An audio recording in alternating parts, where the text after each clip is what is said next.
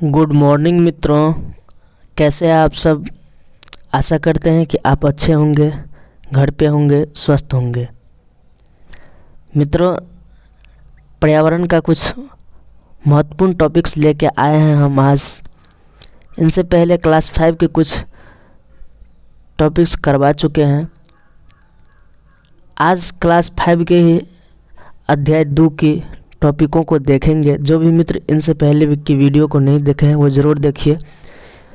अगर आप CTET paper 1 की तैयारी कर रहे हैं तो आपके लिए वह वीडियो बहुत ही लाभदायक सिद्ध हो सकता है। चलिए देर न करते हुए अपने टॉपिक की ओर चलते हैं। चैप्टर का नाम क्या है? कहानी सपेरों की। कहानी सपेरों की। ये सपेरों के बारे में इनमें बताया गया है कि किस तरह से वो अपने कामों का वहन करता है। इन सभी चीज़ों के बारे में जानेंगे। देखिए, फर्स्ट पॉइंट कर रहा है कालबेलिया, जो सांपों को अपनी बीन की धुन पर नचाता है। कालबेलिया किसको कहा जाता है? जो सांप को अपने बीन की धुन पर नचाता है, अर्थात बीन बजा करके जो नाच दिखाता रहता है, उनको क्या कहा जाता है? कालबेलिया कहा जाता है।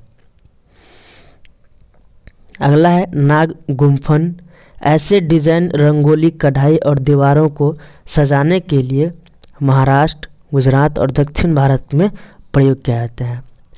अर्थात ये डिज़ाइन होता है, रंगोली होता है, एक कढ़ाई की तरह होता है जो दीवारों पर बनाया जाता है। कहाँ कहाँ? महाराष्ट्र, गुजरात, दक्षिण भारत में इनका ज़्यादा प्रयोग होता है। अगला पॉइंट है सपेरे अपने कंधे पर। क्या कहा है? कि सपेरे अपने कंधे पर कांवड़ जैसे पिटारी लटका कर रखते हैं और ये अपने सांप को बांस की टोकरी में रखते हैं। कहाँ रखते हैं? बांस की टोकरी में बंद करके रखते हैं, जिसे पिटारा कहा जाता है। क्या कहा जाता है? पिटारा।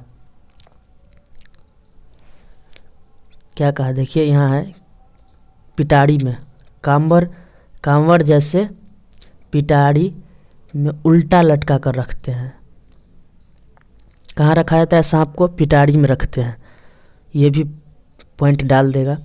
सांपों का नाच देखने के बाद भी लोग वहीं रुक देखिए, सांपों का नाच देखने के बाद भी वहीं लोग रुके रहते हैं।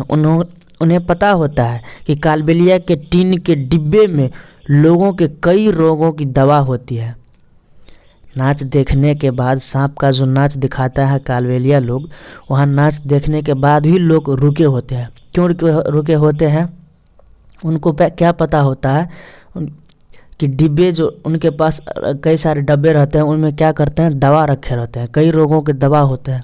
उन दवा को खरीदने के लिए, दवा को देखने के लिए, उनकी विशेषताओं को जानने के लिए वह वहाँ रुके होते हैं। ये सभी जड़ी बूटियाँ हम जंगल से इकट्ठी करते हैं। कहाँ से इकट्ठा करता है कालबेलिया लोग? जंगल से वह जड़ी बूटियाँ इकट्ठा करता है।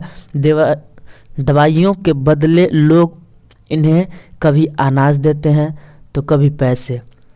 बस इसी तरह उनकी गुजर बसर होती रहती है। वहाँ जो दवाइयाँ बांटता है, देता है दवाइयाँ अलग अलग बीमारियों की, उनके बदले में लोग क्या कर देते हैं? उन्हें कुछ अनाज दे देते हैं, कुछ लोग पैसे दे देते हैं, और इसी से वह अपना जीवन यापन करता है, गुजर बसर करता है। कौन? कालबेलिया लोग। चलिए अगला है बीन, तुम्बा, खंजरी और ढोल। क्या क्या? बीन, तुम्बा, खंजरी और ढोल। ढोल के अलावा बाकी तीनों बाजे सूखी लौकी से बनाए जाते हैं। ये ढोल को छोड़ करके बीन, तुम्बा और खंजरी, ये किसका बना होता है? लौकी का बना होता है। बीन, तुम्बा, खंजरी ये लौकी का बना होता है। अगला है सांपों को मारने के। देखिए, सांपों को मारने की बात तो दूर, ये तो कालबेलिया की पूंजी है। अर्थात ये लोग सांपों को मारते नहीं हैं। कालबेलिया लोग सांपों को नहीं मारते। ये क्या है? उनकी पूंजी है, जो अपनी आने वाली पीढ़ी को सौंपते हैं। अर्थात क्या करते हैं, उन सांपों को फिर अगले आने वाली पीढ़ी को सौंप देते हैं। जो हाँ, इस तरह से तुम भी नाच गाना दिखा करके अपनी जीवन यापन कर सकते हो। सांपों को तो ये अपनी बेटियों का शादी में तोहफे के रूप में भी देते हैं। कालबेलिया नाच में भी सांप जैसी मुद्राएं होती है, अर्थात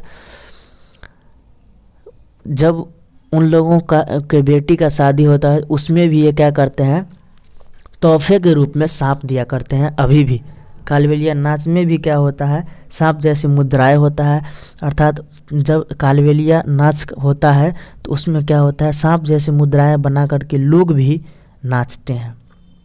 देखिए, अब जानते हैं सांपों के कुछ अलग अलग प्रकार के बारे में, कि हमारे देश में कितने प्रकार का सांप पाया जाता है, किस तरह के सांप होते हैं। कहता है हमारे देश में पाए जाने वाले सांपों में से केवल 4 तरह के सांप ही जहरीले होते हैं। देखिए, हमारे देश में जितने भी सांप पाया जाता है उसमें से केवल 4 प्रकार का सांप ही क्या होता है, जहरीला होता है। वो भी देख लीजिए कौन कौन सा जहरीला होता है। नाग, करेत, दुवैया, अफैया।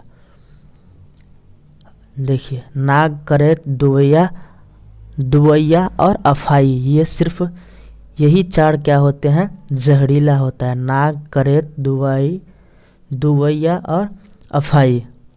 सांप जब किसी को काटता है तो उसके 2 खोखले जहर वाले दांतों से उस व्यक्ति के शरीर में जहर चला जाता है। अर्थात सांप जब काटता है किसी को तो उनके आगे में क्या होता है, 2 खोखला दांत होता है। वो भोजन को चबाने के लिए नहीं होता है, भोजन तो वो करता है तो क्या करता है, सीधे निगल जाता है। सो के लिए समझिए उसके दांत आगे होते हैं, काटता है तो क्या करता है, वही 2 दांत चुभ देता है। खोखले जहर वाले दांत, जहरीले दांत होते हैं, से उस व्यक्ति के शरीर में जहर चला जाता है। इस जहर से बचने का एक ही उपाय है कि जिस व्यक्ति को सांप ने काटा है उन्हें तुरंत शहर के, देखिए क्या कहा, जिस व्यक्ति को सांप ने काटा है उसे तुरंत जहर के असर को खत्म करने वाली, क्या कहा, जहर के असर को खत्म करने वाली, जहर की असर को खत्म करने वाली दवाई दी जाए, अर्थात सीरम। दवाई को क्या कहा जाता है, सीरम कहा जाता है। अर्थात दवाइयों के उस जहर को ख़त्म करने के लिए क्या दी जाए, सीरम दी जाए।